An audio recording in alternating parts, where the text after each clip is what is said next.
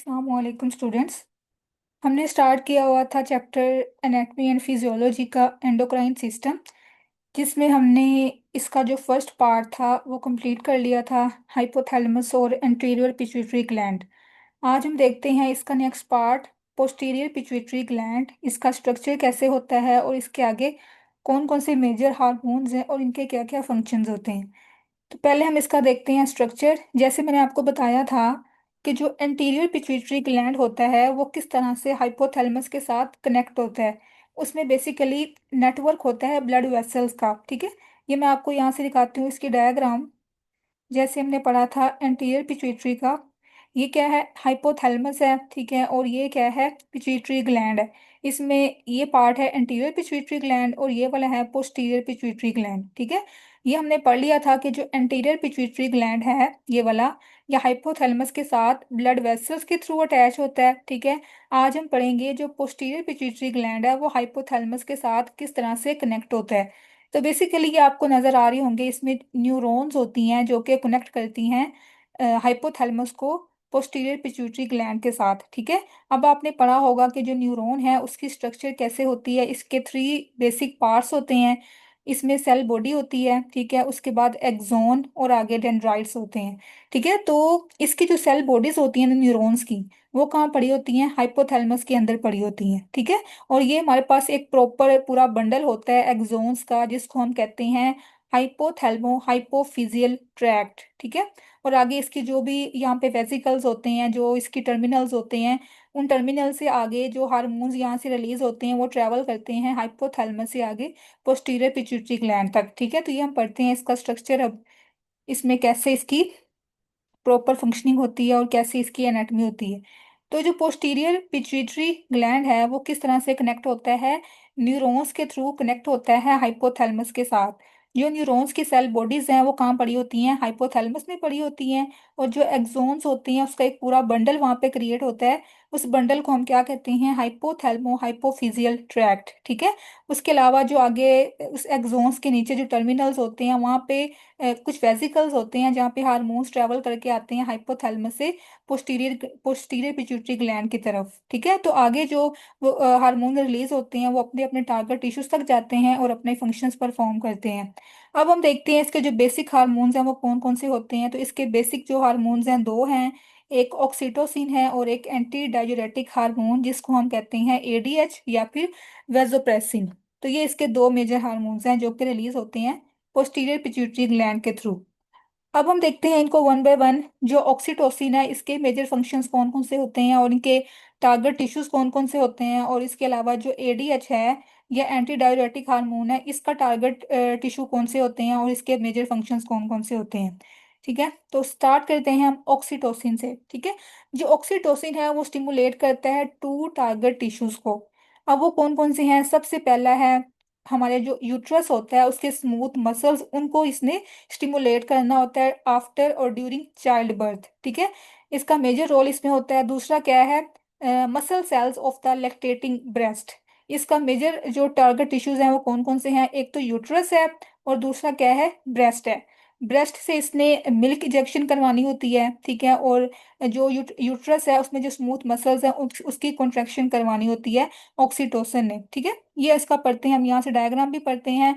अच्छा, सबसे पहले हम देखते हैं कि ड्यूरिंग लेबर, ठीक है, या ड्यूरिंग चाइल्ड बर्थ, जो यूट्राइन कॉन्ट्रैक्शंस आपको पता है उसका मेजर रोल होता है बेबी को डिलीवर करने में। तो जो यूट्राइन कॉन्ट्रैक्शंस होती हैं वो क्या करती हैं, बेबी के हेड को फोर्स करती हैं या मूव करती हैं सर्विक्स के अंदर। ठीक है, अच्छा, जैसे ही उसका फोर्स लगती है, यूट्राइन कॉन्ट्रैक्शन स्टिमुलेट होती हैं, तो जो यूट्रस के अंदर या यूट्राइन सर्विक्स के अंदर रिसेप्टर्स होते हैं, स्ट्रेच रिसेप्टर्स, वो स्टिमुलेट हो जाते हैं। ठीक है, जैसे ही स्ट्रेच रिसेप्टर स्टिमुलेट होते हैं तो जो नर्व इम्पल्सिस हैं वो भी स्टिमुलेट होती हैं और वो सिग्नल देती हैं हाइपोथैलेमस को और पोस्टीरियर पिट्यूटरी ग्लैंड को। ठीक है, जैसे ये स्टिमुलेट होती हैं इसमें जो ये नर्व इम्पल्सिस वहाँ पे सिग्नल लेके जाती हैं हाइपोथैलेमस में और पोस्टीरियर पिट्यूटरी ग्लैंड में, तो ये हार्मोन रिलीज हो जाते हैं। ठीक है, ऑक्सीटोसिन जो है वो रिलीज हो जाता है। तो मैंने आपको बताया इसका मेजर फंक्शन किस में होता है, स्मूथ मसल की कॉन्ट्रैक्शन में। जो यूट्राइन स्मूथ मसल्स की कॉन्ट्रैक्शन है वो ज़्यादा हो जाएगी जो ऑक्सीटोसिन है वो अपना फंक्शन परफॉर्म करेगा, ठीक है। तो जितनी ज्यादा कॉन्ट्रैक्शन होगी उतनी जल्दी जो है बेबी का हेड जो है वो सर्विक्स में मूव करेगा और बेबी डिलीवर हो जाएगा, ठीक है। तो इस तरह से एक पूरा प्रोसेस होता है, ऑक्सीटोसिन का ये मेजर फंक्शन होता है कॉन्ट्रैक्शन करवाना ड्यूरिंग चाइल्ड बर्थ, ठीक है। अब जैसे ही बेबी डिलीवर हो जाएगा तो जो ऑक्सीटोसिन है ना उसकी रिलीज जो हो रही थी वो इनहिबिट हो जाएगी।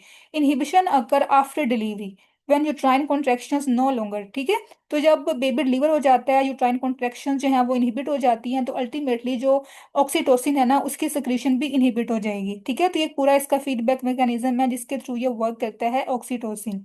आगे ये पूरा इसका पैराग्राफ की फॉर्म में लिखा हुआ है जो मैंने आपको बता दिया यहाँ से डायग्राम से, ठीक है। दूसरा जो हार्मोन है वो कौन सा है, सॉरी दूसरा जो उसका टारगेट टिश्यू है वो है ब्रेस्ट, ठीक है। कि ब्रेस्ट जो है उसमें कैसे ही अपना एक्शन परफॉर्म करता है during sorry after child birth. क्या होता है कि जो ऑक्सीटोसिन है ना वो क्या करता है मिल्क इजेक्शन में इन्वॉल्व होता है, ठीक है। मतलब कि जैसे ही बेबी सक करना स्टार्ट करता है तो सेंसरी इम्पल्सिस जनरेट होती हैं। जो सेंसरी इम्पल्सिस हैं वो ट्रैवल करती हैं हाइपोथैलेमस से और फिर अल्टीमेटली पोस्टीरियर पिट्यूटरी से। तो उससे क्या होता है ऑक्सीटोसिन जो है वो रिलीज होना स्टार्ट हो जाता है, ट्रिगर हो जाता है, ठीक है। जैसे ही ऑक्सीटोसिन रिलीज होता है तो मिल्क प्रोडक्शन स्टार्ट हो जाती है, ठीक है। जो मिल्क डक्ट्स होती हैं ब्रेस्ट के अंदर उनकी कॉन्ट्रैक्शन होती है और मिल्क प्रोड्यूस हो जाता है, ठीक है। तो इस तरह से जो नर्व इम्पल्सिस हैं वो स्टिमुलेट होती हैं जैसे ही सकलिंग होती है, जो बच्चा सक करता है तो नर्व इम्पल्सिस के थ्रू आगे वो मैसेज आता है हाइपोथैलेमस को, पोस्टीरियर पिट्यूटरी को, और हार्मोन रिलीज होता है ऑक्सीटोसिन। और जो ऑक्सीटोसिन है वो क्या करता है कॉन्ट्रैक्शन करवाता है मिल्क डक्ट्स की और अल्टीमेटली जो है वो मिल्क प्रोड्यूस हो जाता है, ठीक है। तो इस तरह से ये इसका इसमें भी मेजर रोल होता है ब्रेस्ट में मिल्क प्रोडक्शन में। और दूसरा हमने क्या पढ़ा यूट्राइन कॉन्ट्रैक्शन में भी इनका मेजर रोल होता है, ठीक है। तो ये इसके दो बेसिक जो हमने पढ़े टारगेट इश्यूज। आगे हम देखें तो जो नेक्स्ट हार्मोन है इसका एंटी डाययूरेटिक हार्मोन, जिसको हम वैसोप्रेसिन भी कहते हैं, ठीक है। अच्छा सबसे पहले मैं आपको बताती हूँ डायूरेसिस क्या होता है। डायूरेसिस का मतलब होता है production of large volumes of urine, ठीक है। अब एंटी आ गया तो मतलब कि अगेंस्ट, मतलब इसमें क्या होगा कि जो आउटपुट है वो कम हो जाती है। जब एडीएच प्रोड्यूस होगा तो उसका फंक्शन क्या होता है यूरिन आउटपुट को कम करना, उसको रिड्यूस करना, ठीक है। इसका मेजर टारगेट जो है टिश्यूज कौन कौन से होते हैं, ऑर्गन कौन सा होता है जिसके ऊपर ये एक्ट करता है हार्मोन। जो किडनीज होती है ना, किडनीज में आपको पता है नेफ्रॉन्स होते हैं और नेफ्रॉन का एक पूरा स्ट्रक्चर आपने पढ़ा होगा इसका एनाटॉमी के अंदर। किसमें डक्ट्स होती हैं, प्रोक्सिमल डिस्टल ट्यूब्यूल्स होती हैं, ठीक है, कलेक्टिंग डक्ट्स। ये सारा जो है एडीएच का मेजर जो टारगेट होता है वो किसके ऊपर होता है डिस्टल कन्वोल्यूटिव ट्यूब्यूल्स के ऊपर होता है और कलेक्टिंग डक्ट्स के ऊपर होता है, ठीक है। तो इस तरह से इनका ये इसका टारगेट इशू है। आगे हम देखें तो इसका मेजर रोल क्या होता है कि आउटपुट को कम करना, ठीक है। अब आउटपुट को कैसे इसने कम करना होता है एडीएच ने, बेसिकली जो एडीएच की सिक्रीशन है ना वो डिपेंड करती है ओस्मोटिक प्रेशर के ऊपर कि जो ब्लड है, जो ब्लड मूव कर रहा होता है उसका ओस्मोटिक प्रेशर क्या है। अगर उसका ओस्मोटिक प्रेशर ज्यादा होगा तो एडीएच जो है उसकी सिक्रीशन भी ज्यादा होगी, ठीक है। अल्टीमेट उसके अलावा दूसरा इसका क्या फैक्टर है कि जब ओस्मोटिक प्रेशर कम होगा ब्लड का तो एडीएच की सिक्रीशन भी कम हो जाएगी, ठीक है। तो इस तरह से इसका फंक्शन ये अपना परफॉर्म करता है। एडीएच किसके ऊपर ये डिपेंड कर रहा होता है ओस्मोटिक प्रेशर ऑफ ब्लड के ऊपर, ठीक है। अब मैं आपको यहाँ से बताती हूँ कि जब ओस्मोटिक प्रेशर ज्यादा होता है, ठीक है, मतलब कि जब डिहाइड्रेशन हो जाती है बॉडी से जो है फ्लूइड लॉस हुआ होता है, डिहाइड्रेशन होती है पर्सन को, तो उसमें क्या होता है हमारा जो ब्लड है उसको ओस्मोटिक प्रेशर राइज किया होता है, ठीक है। तो जो एडीएच है उसकी जो सिक्रीशन है वो ज्यादा हो जाती है, ठीक है। मतलब कि जब एडीएच है उसने क्या करना होता है कम से कम आउटपुट को करना होता है, मतलब जो बॉडी से रिलीज हो रहा है यूरिन या वाटर उसको कम करना होता है क्योंकि पर्सन में ऑलरेडी डिहाइड्रेशन है। तो इसने क्या करना है इसने एडीएच ने ज्यादा रिलीज होना है, ज्यादा से ज्यादा उसके आउटपुट को कम करना है, ठीक है, ताकि पर्सन जो है वो फर्दर डिहाइड्रेटेड ना हो। तो इस तरह से जो आउटपुट है वो फर्दर रिड्यूस हो जाती है, ठीक है। इसी तरह जो हमारे पास सेकंड कंडीशन क्या थी कि जब ओस्मोटिक प्रेशर ब्लड का कम होता है तो उसमें जो एडीएच की सिक्रेशन है वो भी कम हो जाती है, ठीक है। इस तरह से क्या होता है कि जो यूरिन है वो ज़्यादा से ज़्यादा प्रोड्यूस होता है क्योंकि इसमें बेसिकली जो फ्लूइड इनटेक है वो पर्सन ज़्यादा ले रहा होता है। जब फ्लूइड इनटेक ज़्यादा होता है ना तब जो है ऑस्मोटिक प्रेशर कम हो जाता है ब्लड का, ठीक है। तो इस कंडीशन में जो एडीएच है वो कम प्रोड्यूस होगा तो अल्टीमेटली जो यूरिन है उसकी प्रोडक्शन ज़्यादा हो जाएगी, ठीक है। तो ये इसका इस तरह से इसका मेजर फंक्शन होता है किडनीज के ऊपर और जो ट्यूब्यूल्स होती हैं उसमें ये किस तरह से उसको इनहिबिट करता है, किस तरह से आउटपुट को इंक्रीज करता है, ठीक है। इसका दूसरा नाम है वेसोप्रेसिन।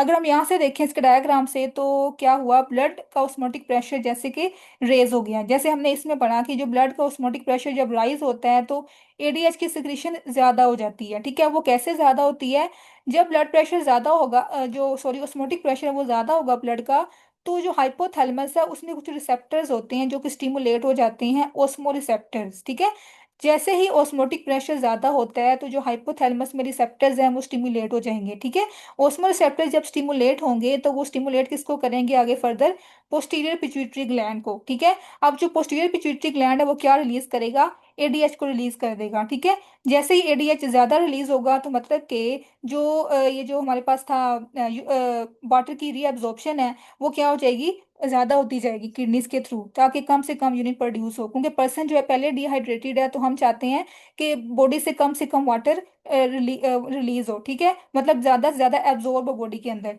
तो क्या करेगा एडीएच, वो वाटर की एब्जॉर्प्शन को ज्यादा कर देगा किडनीज के अंदर। ठीक है, तो इस तरह से बॉडी उसमें डिहाइड्रेशन के चांसेस भी और फर्दर कम हो जाएंगे और आउटपुट कम हो जाएगी उस पर्सन की। ठीक है, तो ये इसका एक पूरा मैकेनिज्म है जिसके थ्रू ये वर्क करता है, एडीएच या वेसोप्रेसिन। ठीक है, उसके बाद अच्छा ये हमारा कंप्लीट हो गया। अब इसका पोस्टीरियर पिट्यूटरी ग्लैंड का पार्ट भी, इसमें दो बेसिक हार्मोन्स हमने पढ़े, ऑक्सीटोसिन और एडीएच। ठीक है, आगे हम देखें इसका नेक्स्ट ग्लैंड कौन सा है, थायराइड ग्लैंड।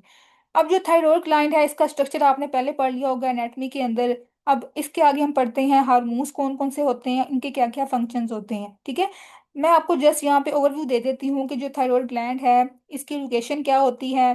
ठीक है, ये कहाँ पे होता है, in the neck in front of larynx and trachea. ठीक है, यहाँ से कुछ एमसीक्यूज आ जाते हैं, तो आपने इसको भी अच्छे से करना है। उसके बाद इसका वेट कितना होता है, 25 ग्राम इसका वेट होता है। और इसकी दो लोब्स होती हैं। ठीक है, टू लोब्स कौन कौन सी होती हैं ये मैं आपको यहाँ से दिखा देती हूँ। ये राइट लोब है थायराइड ग्लैंड की। ठीक है, और ये लेफ्ट लोब है। ये दोनों कनेक्ट किसके साथ होती हैं, इस्थमस ऑफ थायराइड ग्लैंड। ठीक है, यहाँ पे होता है इस्थमस, इन दोनों के थ्रू ये दोनों लोब्स अटैच होती हैं, ज्वाइंट होती हैं। ठीक है, उसके बाद क्या है कि अब एक ग्लैंड के अंदर कुछ फॉलिकल्स होते हैं। ठीक है, जिनको हम कहते हैं स्फेरिकल फॉलिकल्स। अब इन फॉलिकल से क्या है कि एक प्रोटीन रिलीज होती है। ठीक है, रिलीज भी होती है और इसको स्टोर भी करते हैं वो। ये जो फॉलिकल्स हैं वो क्या करते हैं, एक स्टिकी और थिक प्रोटीन मटेरियल को सिक्रीट भी करते हैं और उसको स्टोर भी करते हैं। ठीक है, अब इन फॉलिकल्स के दरमियान में कुछ सेल्स होते हैं जिनको हम कहते हैं पैराफोलिकुलर सेल्स। ये पैराफोलिकुलर सेल्स जो हैं उनके जरिए भी क्या होता है, एक हार्मोन रिलीज होता है जिसको हम कहते हैं कैल्सिटोनिन। ठीक है, ये आगे हम पढ़ेंगे कैल्सिटोनिन का क्या फंक्शन होता है बॉडी के अंदर। तो ये इसकी कुछ बेसिक एनाटॉमी थी। आगे हम देखें इसकी जो ब्लड सप्लाई है, ब्लड सप्लाई में हम दो चीजें देखते हैं, एक उसकी आर्टीरियल सप्लाई, एक उसकी देखते हैं वीनस सप्लाई। ठीक है, या वीनस ड्रेनेज। तो इसमें कौन कौन सी जो ऐसी आर्टरीज हैं जो इस ग्लैंड को ब्लड सप्लाई कर रही होती हैं, इसमें होती हैं थायराइड आर्टरीज। ठीक है, superior and inferior thyroid arteries जो कि इस ग्लैंड को ब्लड सप्लाई प्रोवाइड कर रही होती हैं। उसके बाद जो इसका वीनस ड्रेनेज होती है वो ये जो ग्लैंड है इसकी जो वेन्स हैं कौन कौन सी इन्वॉल्व होती हैं, इसमें थायराइड वेन्स होती हैं। ठीक है, जो कि क्या करती हैं, ब्लड को ड्रेन करती हैं इंटरनल जुगुलर वेन्स के अंदर। ठीक है, तो ये आपने जस्ट रीड करना है कि इसकी जो आर्टेरियल सप्लाई है वो कैसे होती है, और जो वीनस रिटर्न है या वीनस ड्रेनेज है वो किन वेन्स के थ्रू होती है। ठीक है, आगे हम देखें तो ये जस्ट आपने इसकी एनाटॉमी यहाँ से रीड कर लेनी है, स्ट्रक्चर को देखे। आगे हम देखें तो इसका क्या है कि दो बेसिक हार्मोन्स होते हैं, थायरोक्सिन और ट्राई आइडोथैरोनिन। ठीक है, थायरोक्सिन को हम कहते हैं T4 और जो ट्राई आइडोथैरोनिन है इसको हम कहते हैं T3। ठीक है, अब इन दोनों की सिंथेसिस या इन दोनों की फॉर्मेशन के लिए चाहिए होता है हमें आयोडीन। ठीक है, iodine is essential for the formation of thyroid hormones T3 and T4।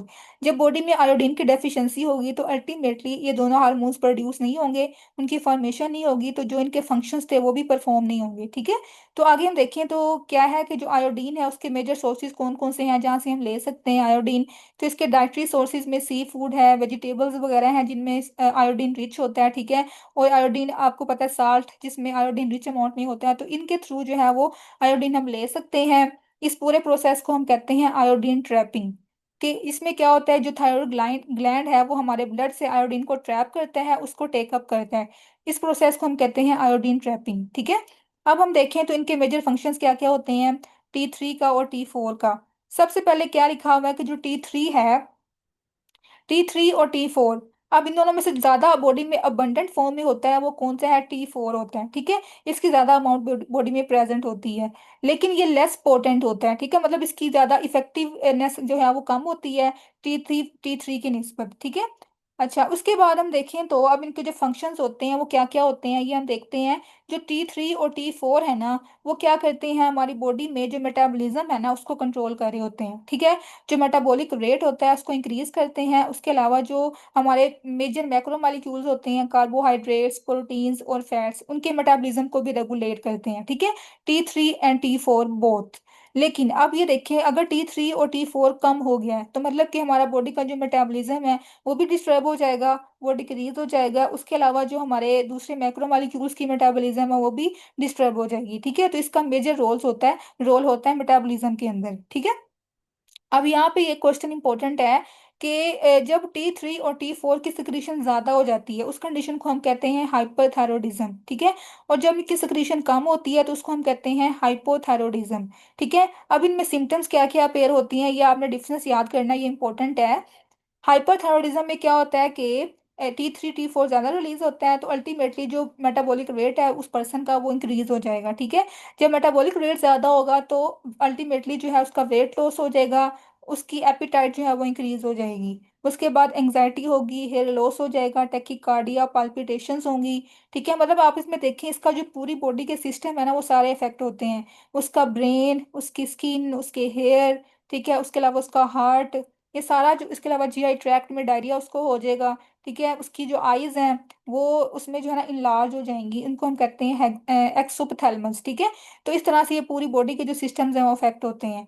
आगे हम देखें तो हाइपोथायरॉयडिज्म है। हाइपो मीन लो, ठीक है, तो इसमें जो मेटाबॉलिक रेट है वो कम हो जाएगा, वेट गेन होगा, ठीक है। उसके अलावा एनोरेक्सिया हो जाएगा, डिप्रेशन, उसके बाद लिथार्जी, मेंटल स्लोनेस, ठीक है। उसकी स्किन ड्राई हो जाएगी, ब्रेडिकार्डिया हो जाएगा, ठीक है।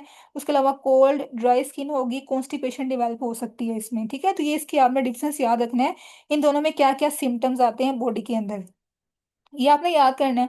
उसके बाद अब इसका पूरा मैकेनिज्म बताया हुआ है कि जो ये जो है T3 और T4 ये किस तरह से रिलीज होते हैं। ये हमने पहले लेक्चर में पढ़ा था कि जो T3 और T4 हैं वो कहाँ से होते हैं रिलीज, वो बेसिकली होते हैं थायराइड ग्लैंड से, ठीक है। अब जो थायराइड ग्लैंड है उसको कौन सिग्नल देता है, ठीक है, उसको हम, वो सिग्नल जो है वो कहाँ से आता है, वो आता है एंटीरियर पिट्यूटरी ग्लैंड से, ठीक है।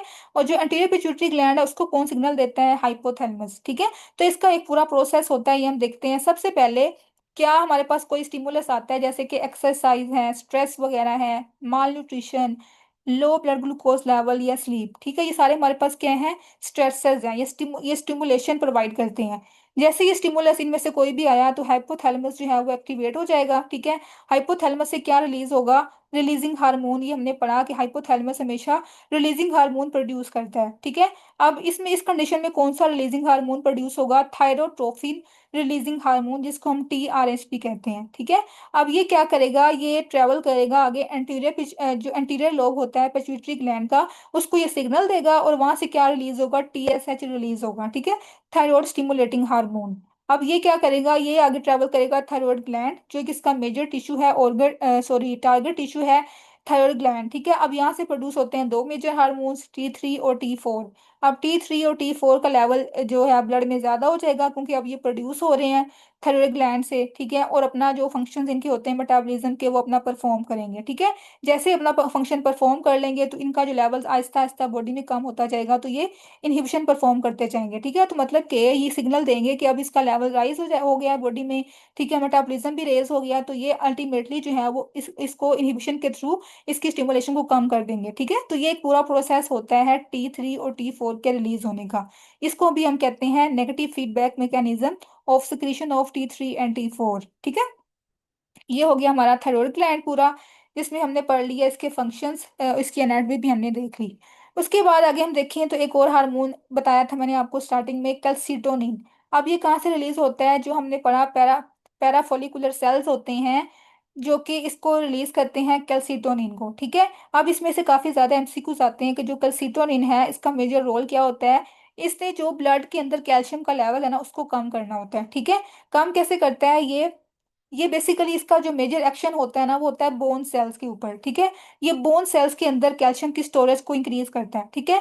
जब बोन्स में ज्यादा होगा कैल्शियम तो जो ब्लड में कैल्शियम का लेवल है वो कम होता जाएगा, ठीक है, क्योंकि बोन्स जो है वो स्टोर कर रही हैं कैल्शियम को, ठीक है। उसके बाद क्या है, इसका दूसरा फंक्शन है कि ये जो कैल्शियम की रीएब्जॉर्प्शन होती है ना किडनी ट्यूब्यूल्स के अंदर, उसको भी इनहिबिट कर देता है, ठीक है। जब उसकी रीएब्जॉर्प्शन ही होगी तो अल्टीमेटली इसका जो ब्लड के अंदर लेवल है वो भी कम हो जाएगा, ठीक है। तो इसके ये दो मेजर फंक्शंस होते हैं। आगे हम देखें तो इसके अलावा ये लिखा हुआ है this hormone is important during childhood when developing bones undergo considerable changes in size and shape, ठीक है। क्योंकि आपको पता है चाइल्डहुड में जो पर्सन की बोन है, चाइल्ड की जो बोन्स हैं वो डेवलप हो रही होती हैं, तो उस टाइम पे इसका मेजर रोल होता है क्योंकि इसने कैल्शियम की स्टोरेज करवानी होती है बोन्स के अंदर, ठीक है। तो जब प्रॉपर ये फंक्शन परफॉर्म करेगा अपना तब ही उसकी जो स्टोरेज है वो इंक्रीज हो जाएगी बोन्स के अंदर, तो उसकी जो बोन्स है पर्सन की या चाइल्ड की वो स्ट्रॉन्ग बनती जाएंगी, ठीक है। तो इसका मेजर रोल होता है ड्यूरिंग चाइल्डहुड जब उसकी बोन्स डेवलप हो रही होती हैं, ठीक है। उसके बाद क्या है, ये हो गया हमारा थायराइड ग्लैंड। आगे एक और ग्लैंड है हमारा पैराथायरॉयड ग्लैंड, ठीक है। अब जो पैराथायरॉयड ग्लैंड है ये बेसिकली चार होते हैं, दो राइट साइड पे और दो लेफ्ट साइड पे, ठीक है। जैसे कि अब यहाँ पे मैं आपको बताती हूँ इसकी लोकेशन, राइट और left, right superior parathyroid gland, उसके बाद राइट इंफीरियर, इसी तरह लेफ्ट सुपीरियर और लेफ्ट इंफीरियर, ठीक है। ये चार हमारे पास होते हैं पैराथायरॉयड ग्लैंड, ठीक है। अब ये कौन से हार्मोन रिलीज करते हैं, इसका एक ही हार्मोन है बेसिक जिसको हम कहते हैं पैराथार्मोन, ठीक है। पैराथार्मोन जो है इसका दूसरा नाम क्या है, पैराथायरॉयड हार्मोन। तो ये इसका हार्मोन है। आगे हम देखें इसका फंक्शन जो है वो ऑपोजिट होता है कैल्सिटोनिन से, ठीक है। कैल्सिटोनिन क्या करता था, ब्लड के अंदर कैल्शियम लेवल को कम करता था, लेकिन जो पैराथार्मोन है वो क्या करता है, ब्लड के अंदर कैल्शियम लेवल को ज्यादा करता है, ठीक है। मतलब कि बोन्स में इसकी स्टोरेज कम हो जाएगी लेकिन ब्लड के अंदर जो कैल्शियम का लेवल है वो ज्यादा हो जाएगा, ठीक है। तो इन दोनों का जो फंक्शन है ना वो कॉम्प्लीमेंट्री है, मतलब ऑपोजिट है। पीटीएच मतलब parathormone and calcitonin from the thyroid gland act as complementary manner, ठीक है। तो इस तरह से एक जो है वो ब्लड कैल्शियम लेवल को इंक्रीज करता है, दूसरा डिक्रीज करता है, तो ये मेंटेनेंस लेवल को फंक्शन को परफॉर्म कर रहे होते हैं, ठीक है। तो ये इसका बेसिक फंक्शन था। आगे देखें तो हमारा जो नेक्स्ट ग्लैंड है कौन सा है, एड्रीनल ग्लैंड, ठीक है। जो एड्रीनल ग्लैंड है बेसिकली इसके भी दो ग्लैंड्स होते हैं, two adrenal glands are situated on the upper pole of each kidney, ठीक है। एड्रीनल का मतलब क्या है, किडनी।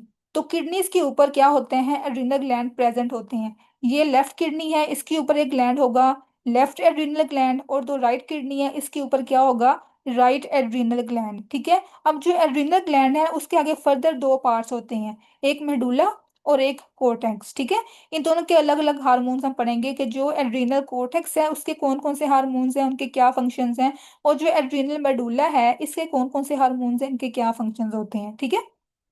तो ये हम देखते हैं। सबसे पहले हम इसकी एनाटॉमी देख लेते हैं कि इसका जो लोकेशन है वो मैंने आपको बता दी किडनीज के ऊपर होते हैं, और इसका जो साइज है वो कितना है, 4 सेंटीमीटर लॉन्ग होते हैं और 3 सेंटीमीटर थिक होते हैं, ठीक है। उसके बाद इसके दो पार्ट्स होते हैं, ये मैंने आपको बता दिया, कोर्टेक्स और मेडुला। जो आउटर होता है वो कोर्टेक्स है, जो इनर पार्ट है वो मेडुला होता है, ठीक है।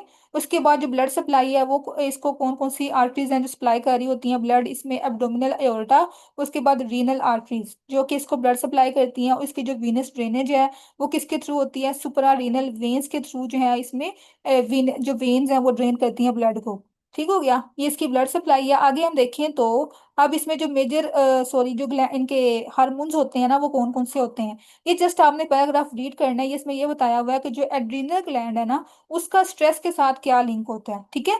जैसे ही स्ट्रेस का जो है लेवल ज्यादा होता है बॉडी में, तो जो हमारी बॉडी में फाइट और फ्लाइट रिस्पॉन्स है वो स्टिमुलेट हो जाता है, मतलब कि जो हमारा सिंपैथेटिक नर्वस सिस्टम है वो स्टिमुलेट हो जाता है और बॉडी में डिफरेंट साइन सिम्टम्स अपेयर होती हैं, ठीक है। ये जस्ट जस्ट आपने रीड करना है। उसके बाद आगे हम देखें तो जो इसके दो बेसिक पार्ट थे मडुला और कोर्टेक्स, ये हम देखते हैं दोनों के कौन कौन से हार्मोन्स होते हैं। जो एड्रीनल मडुला है ना उसके कौन कौन से हार्मोन्स हैं, एपिनेफ्रीन और नॉन एपिनेफ्रीन, ठीक है।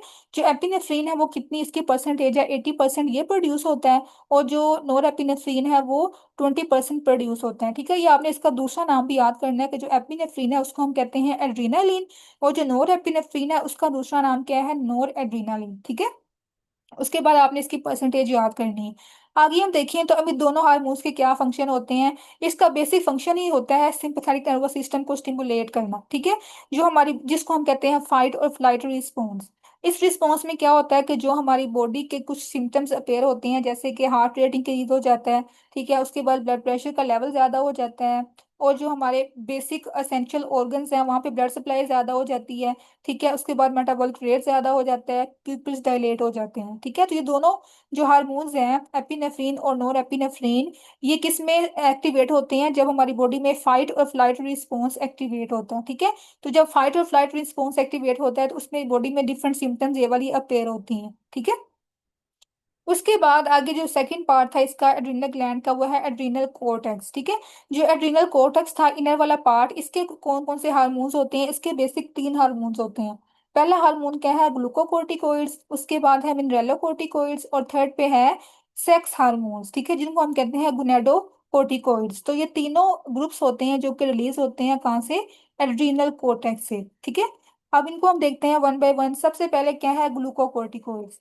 जो ग्लूकोकोर्टिकोइड्स है उसमें जो मेजर हार्मोन है कोर्टिसोल, ठीक है। जो कोर्टिसोल है वो क्या है, मेन ग्लूकोकोर्टिकोइड है, जो कि रिलीज होता है कहाँ से, एड्रीनल कोर्टेक्स से, ठीक है। अब इसके फंक्शंस क्या क्या होते हैं, मेटाबॉलिज्म को रेगुलेट करना, उसके अलावा जो भी हमारी बॉडी में इंफ्लामेटरी और इम्यून रिस्पॉन्सेज जनरेट होते हैं उसमें इसका मेजर रोल होता है, ठीक है। उसके अलावा स्ट्रेस में जो रिस्पॉन्सेज आ रहे होते हैं बॉडी में, उसमें भी इसका मेजर रोल होता है कोर्टिसोल का, ठीक है। आगे इसका ये बताया हुआ है कि जो कोर्टिसोल है उसकी सिक्रीशन कब ज्यादा होती है कब कम होती है। तो ये पीक पे होता है कब, बिटवीन 4 AM एंड 8 AM, ठीक है। और इसके जो लेवल है वो कब कम कब होता है, मिड नाइट एंड 3 AM, इस टाइम पे इसका जो लेवल है वो कम हो जाता है, ठीक है। ये आपने इसके लेवल्स याद करने हैं, कब पीक पे होता है और कब इसका लेवल कम होता है। उसके बाद इसके अलावा ये इसकी सिक्रीशन कब कब ज्यादा होती है, ड्यूरिंग स्ट्रेस इसका इसकी जो सिक्रीशन है वो ज्यादा होती है। उसके अलावा अगर कोई पर्सन को इन्फेक्शन हो गया, उसके अलावा सर्जरी के दौरान जो है इसमें जो ग्लूकोकोर्टिकोइड की सिक्रीशन है वो ज्यादा हो जाती है, ठीक है। तो ये इसके बेसिक इसके इफेक्ट होते हैं। बाकी इसमें और भी काफी इफेक्ट्स होते हैं ग्लूकोकोर्टिकोइड्स के, जैसे मैंने आपको बताया कि इसका मेजर रोल होता है मेटाबॉलिज्म को रेगुलेट करना।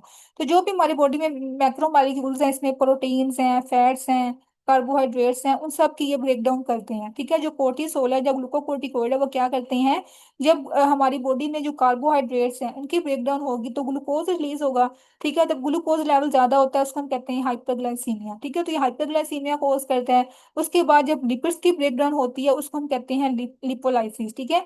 तो इस तरह से जो बॉडी में फ्री फैटी एसिड्स हैं उनका लेवल ज्यादा हो जाता है, रेज हो जाता है।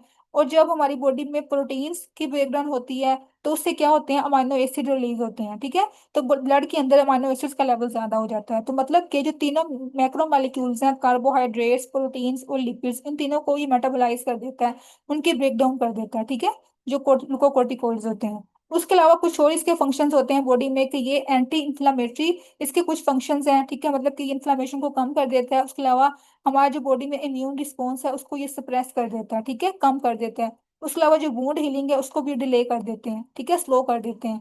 तो ये इसके कुछ फंक्शंस होते हैं। उसके बाद जो नेक्स्ट हमारे पास क्या था, हार्मोन मिनरेलोकोर्टिकोइड। पहले हमने पढ़ा ग्लूकोकोर्टिकोइड, अब ये है मिनरेलोकोर्टिकोइड्स, ठीक है। इसमें जो बेसिक हार्मोन कौन सा होता है, एल्डोस्टेरोन, ठीक है।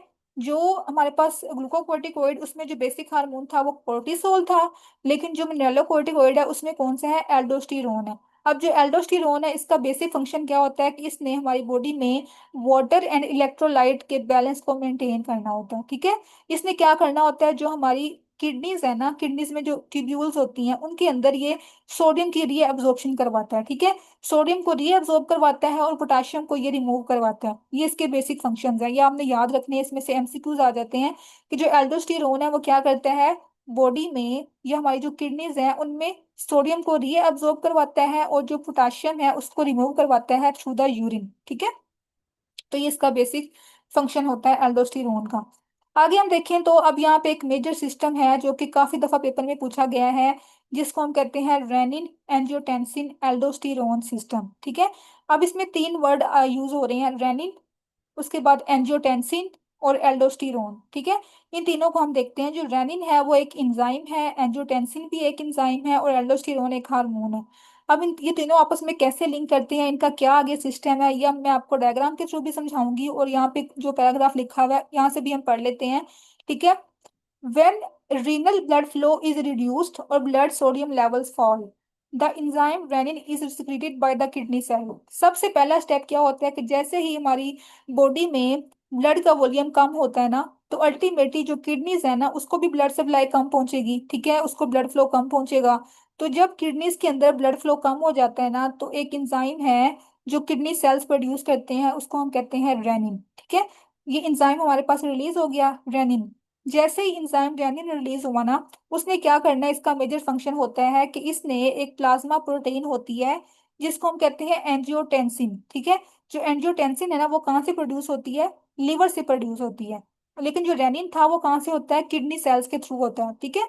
जो रेनिन है वो क्या करेगा, इस प्रोटीन को जो रिलीज कहाँ से हुई थी, लिवर से हुई थी, एंजियोटेंसिन को कन्वर्ट कर देगा एंजियोटेंसिन 1 में, ठीक है। एंजियोटेंसिन 1 में जब कन्वर्ट होगी ये प्रोटीन, तो फिर एक और एंजाइम होता है जिसको हम कहते हैं एंजियोटेंसिन कन्वर्टिंग एंजाइम, ठीक है। अब ये जो एंजाइम है वो क्या करेगा, एंजियोटेंसिन 1 को एंजियोटेंसिन 2 में कन्वर्ट कर देगा, ठीक है। ये जो एंजाइम है वो क्या करेगा, एंजियोटेंसिन 1 को 2 में कन्वर्ट कर देगा, ठीक है। आगे हमने देखना है कि जो एंजियोटेंसिन 2 है ना उसके क्या फंक्शंस होते हैं, ठीक है। जो एंजियोटेंसिन 2 है वो क्या करता है, वेजो कंस्ट्रिक्शन काज करता है, और ये ब्लड प्रेशर को इंक्रीज कर देता है, ठीक है। तो ये इसका एक पूरा पाथवे होता है, मैं आपको यहाँ से दिखाती हूँ। सबसे पहले क्या हुआ, हमारी बॉडी में ब्लड का वॉल्यूम कम हो गया, ठीक है। तो मतलब कि जो किडनीज हैं या जो रीनल ब्लड फ्लो है वो भी कम हो गया, ठीक है। तो किडनीज क्या करेंगे, जो किडनी सेल्स हैं वो क्या करेंगे, एक इंजाइम रिलीज करेंगे, सॉरी एक प्रोटीन रिलीज करेंगे जिसको हम कहते हैं रेनिन, ठीक है। जो रेनिन है वो क्या करेगा, एंजियोटेंसिनोजिन जो कि प्रोड्यूस कहाँ से हो रहा था, लीवर से हो रहा था, उसको कन्वर्ट कर देगा एंजियोटेंसिन 1 में, ठीक है। जैसे ही एंजियोटेंसिन 1 में कन्वर्ट हो गया ये, तो एक और इंजाइम है जिसको हम कहते हैं एस इंजाइम, ठीक है, या फिर एंजियोटेंसिन कन्वर्टिंग इंजाइम, जो क्या करेगा 1 को 2 में कन्वर्ट कर देगा, एंजियोटेंसिन 1 को 2 में कन्वर्ट कर देगा, ठीक है। अब जो एंजियोटेंसिन 2 है, इसके आगे मैंने बताया दो फंक्शंस होते हैं, एक तो इसने वेजो कंस्ट्रिक्शन करवानी है, ठीक है, और दूसरा इसने ब्लड प्रेशर को इंक्रीज कर देना, ठीक है। तो ये इसका बेसिक पूरा पाथवे होता है जिसमें हमारा जो ब्लड प्रेशर है वो भी रेगुलेट हो रहा होता है और जो ब्लड फ्लो है वो भी रेगुलेट हो रहा होता है, ठीक है। ये आपने अच्छे से करना है क्योंकि ये मोस्ट इंपॉर्टेंट क्वेश्चन है। उसके बाद थर्ड कैटेगरी क्या थी इसकी, एड्रीनल कोर्टेक्स की सेक्स हार्मोन्स, ठीक है, जिसका दूसरा नाम क्या है, गुनेडोकोर्टिकोइड्स। अब सेक्स हार्मोन्स में बेसिकली जो आ जाते हैं ना वो आते हैं एंड्रोजन्स, ठीक है। इनमें मेल सेक्स हार्मोन्स भी इनको हम कहते हैं। इसका बेसिक फंक्शन जो है वो आपको पता होता है, प्यूबर्टी के अंदर टेस्टिस और ओवरी से रिलीज होते हैं मेल सेक्स हार्मोन्स। तो ये इनका आगे जो है प्यूबर्टी में और अडल्टहुड में बेसिक रोल होता है, और तब ये ज्यादा इनकी सिक्रीशन होती है। तो ये हमारे पास क्या थे, 3 बेसिक हार्मोन्स थे एड्रीनल कोर्टेक्स के, और बाकी जो हमने पढ़े मेडुला के वो होते हैं एपिनेफ्रीन और नॉन एपिनेफ्रीन, ठीक है। तो आज का लेक्चर हमारा यहाँ तक था, बाकी हमारा पोर्शन रह गया माइनर सा, ये हम करेंगे नेक्स्ट लेक्चर में। आज का लेक्चर आपने पूरा अच्छे से रीड करना है, डायग्राम्स को भी अच्छे से समझना है, फ्लो चार्ट्स को, और कुछ भी आपको समझ ना आए या कोई आपको क्वेश्चन हो तो आपने मुझसे ग्रुप में पूछ लेना है। बाकी हम स्टार्ट करेंगे नेक्स्ट लेक्चर में, ठीक है। ओके, अल्लाह हाफिज।